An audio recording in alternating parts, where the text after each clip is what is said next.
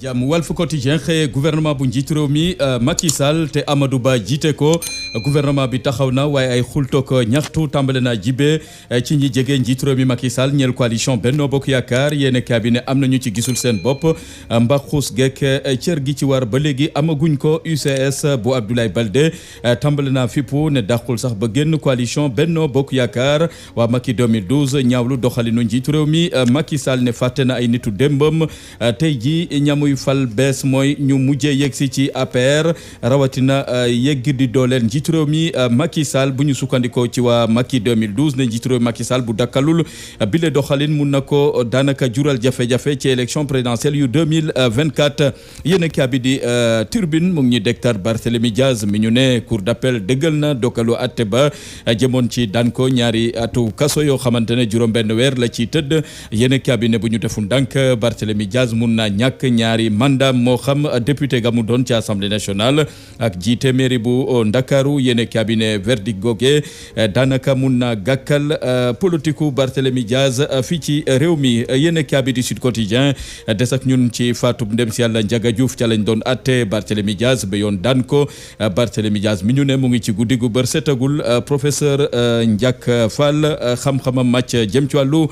droit pénal jàpp ne daan yañ ko daan daanaka lépp yembagul ndax Barthélémy Diaz ba léegi mun na wéy di doon député ci assemblée nationale Daouda Mine di taskatu xibaar xam-xamam màcc jëm ci wàllu droit jàpp ne ñaari article yi nga xamante ne ñoo tënkoon Khalifa Sall ba mu ñàkk assemblée nationale ñàkk mairie bu Ndakaaru ñaari article yooyee buñ ko tegee ci ndoddu Barthélémy Diaz mun naa ñàkk assemblée ñàkk ville de Dakar yéen a bi di l'info ne Barthélémy Diaz la yoot wala boog la daloon Khalifa Sall moo koy yoot ci jamono ji mun naa ñàkk lu bare bari ci kilifteef ga mu jot a am yàggut moo xam ci Ndakaaru moo xam ci assemblée nationale ay kàddoom la ñu fekk ci Vox Populi Barthélémy Diaz daanaka ñaawlu na dogalu atte bi ne politique donc moo ci laxasu Barthélémy Diaz yemu ca ne xel xalaatul mu bouger mètre ci assemblée nationale wala boog ca mairie bu Dakar ga mu jiite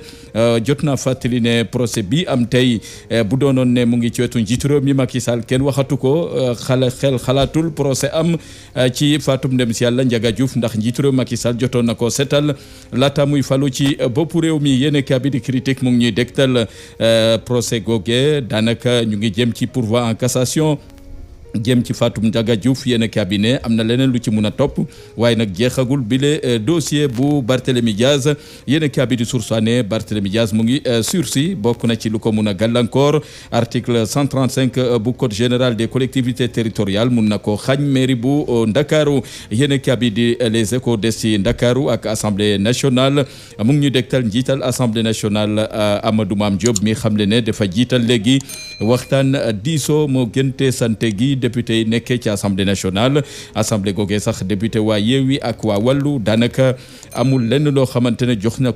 nañ ko muy cër njiital assemblée nationale saay bu Amadou Mame Diop di dugg see ci assemblée amul kenn ci ñoom kuy jóg ngir sargal ko wala boog nuyu ko yéen a bi di enquête ne njiitu réew Macky Sall ba tey kenn xamagul ana ban tànk lay jiital ci wàllu communication ñeel présidentielle ak gouvernementale ndax Seydou Gueye jaar na fi Omar Gueye jaar na fi tey Yoro Dia moom la ñu dénk wàllu googeek